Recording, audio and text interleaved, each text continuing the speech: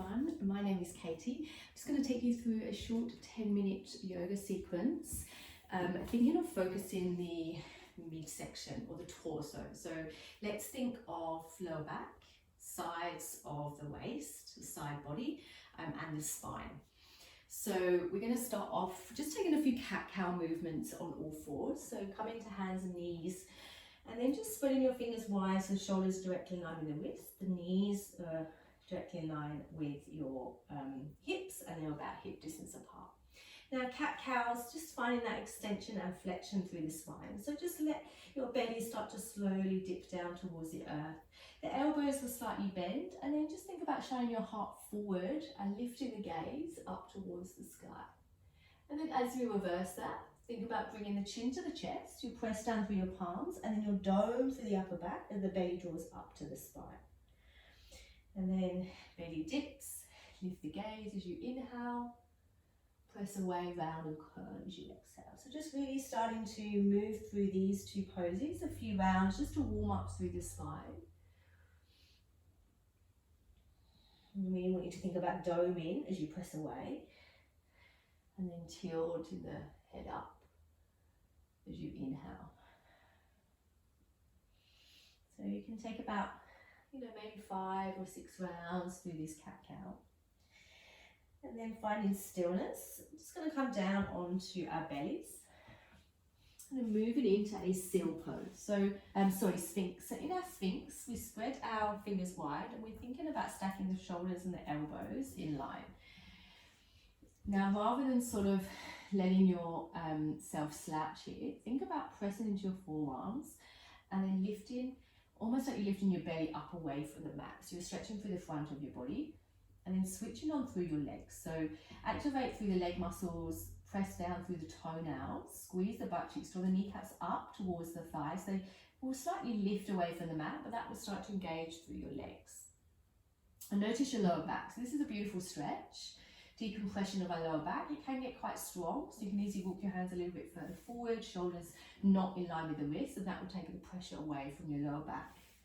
So if it gets too much, just come into that variation. And then you can stay here, or I like to just move between here and seal, a bit deeper back bend. So I'm just going to press into my palms and lift my elbows off of the mat, and then shine my heart forwards. Keep your eye gaze forward, notice your lower back here, and then just drop the elbows down. So keep the legs squeezed on as you do this. Keep the toenails pressing down, the butt cheeks squeeze in. And we're just lifting those elbows up. The belly always is switched on, core engaged, belly to spine. We're just lowering the elbows down. And just notice as you lift them up, where your elbow creases are. Can you draw the elbow creases so they face forward? So sort of keep that rotation, that internal, external rotation of the shoulders. We just lift up and we lower down. Nice.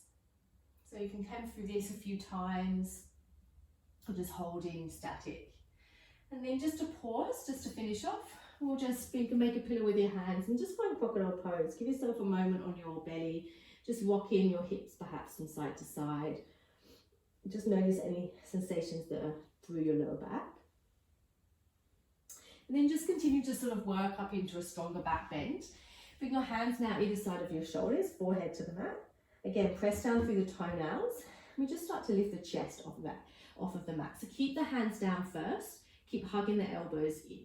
So starting to notice if that feels a little bit stronger than Sphinx pose. And can you lift a little bit higher? So really switching on through the lower back and then just folding forward. Now this time as you lift up, can you start to hover your hands now? So really rely on your back muscles to start to strengthen through your back. We just hover the hands, keep the elbows hugged in. We start squeezing through the butt cheeks, so keep pressing the toenails into the mat. Keep that engagement. See if you can reach your arms forward, pressing away, stretching the fingertips to the front of the mat, and then bend the elbows, draw them back in beside your rib cage.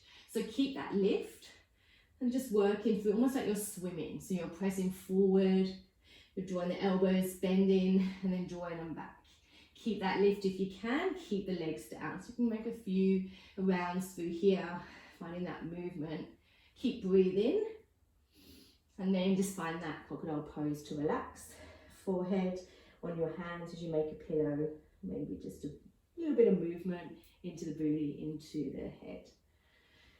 And then another round here, you can continue with static hold with that movement of the arms, or this time start to press up into baby cobra.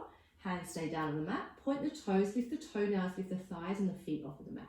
See if you can keep that lift of the legs, and then start to reach your arms forward, then the elbows press back.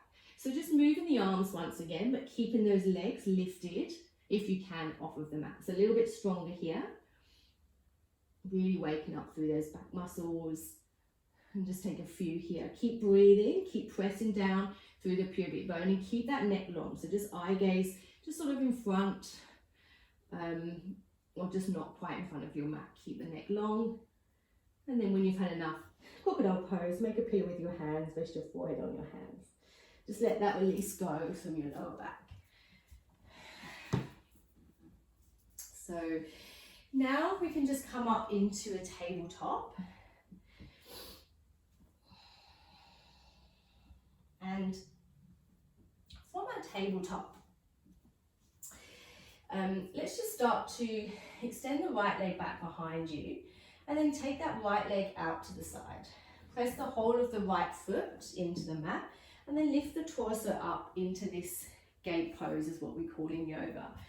So left knee is bent, right leg is out to the side and the torso is lifted. The arms reach up.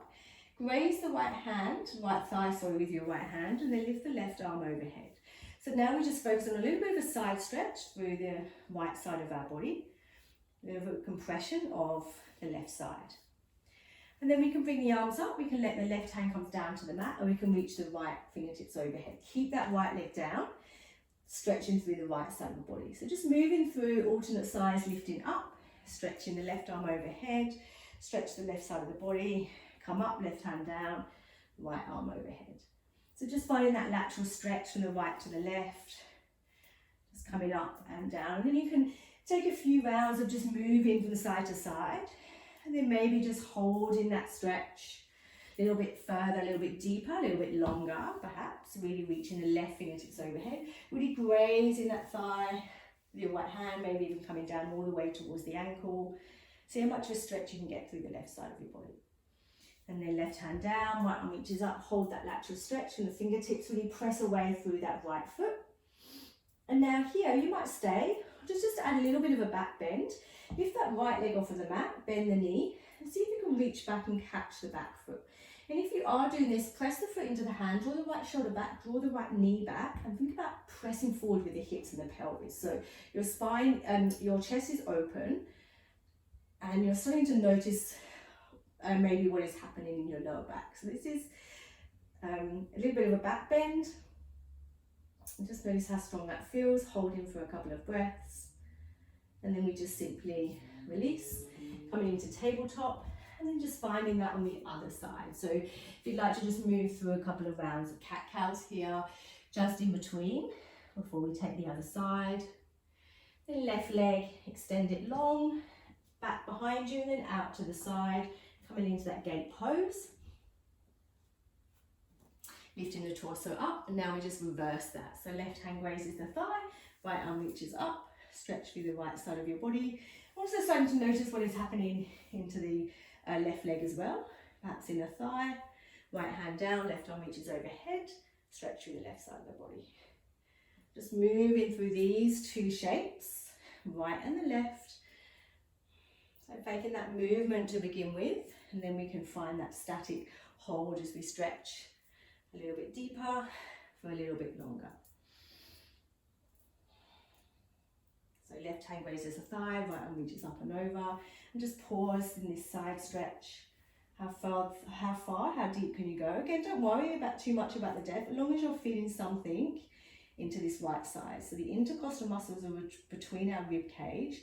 And when you stretch up and over, you're almost thinking about pulling those intercostal muscles apart as you're stretching through the rib, yeah?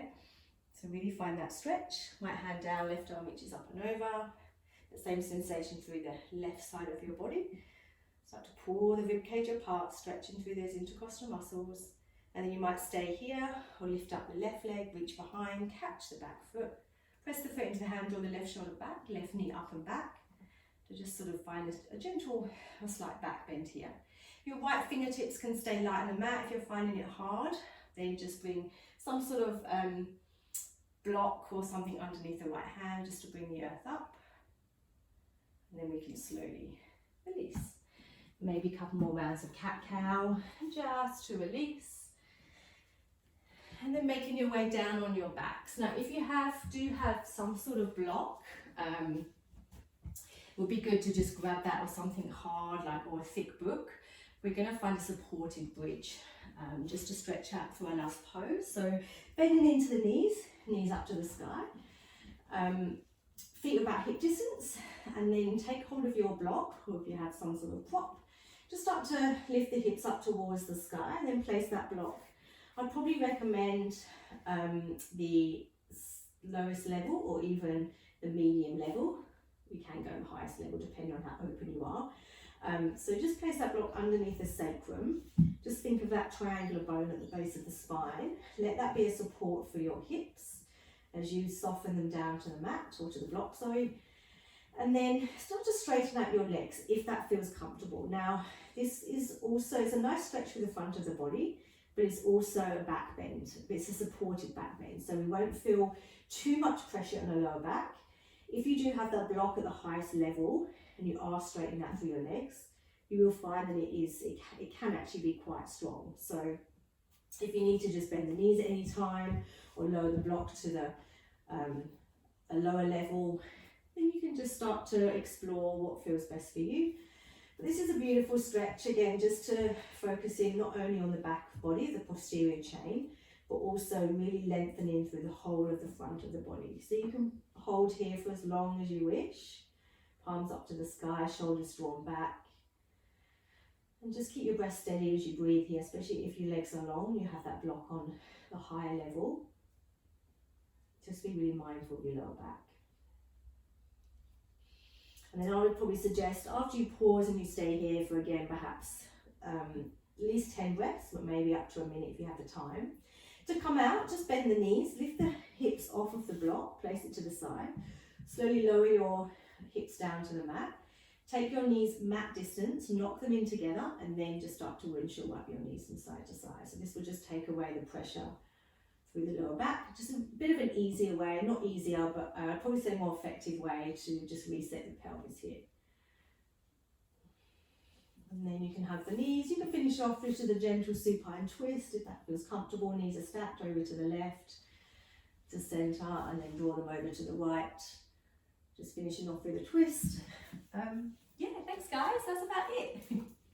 Thanks so much.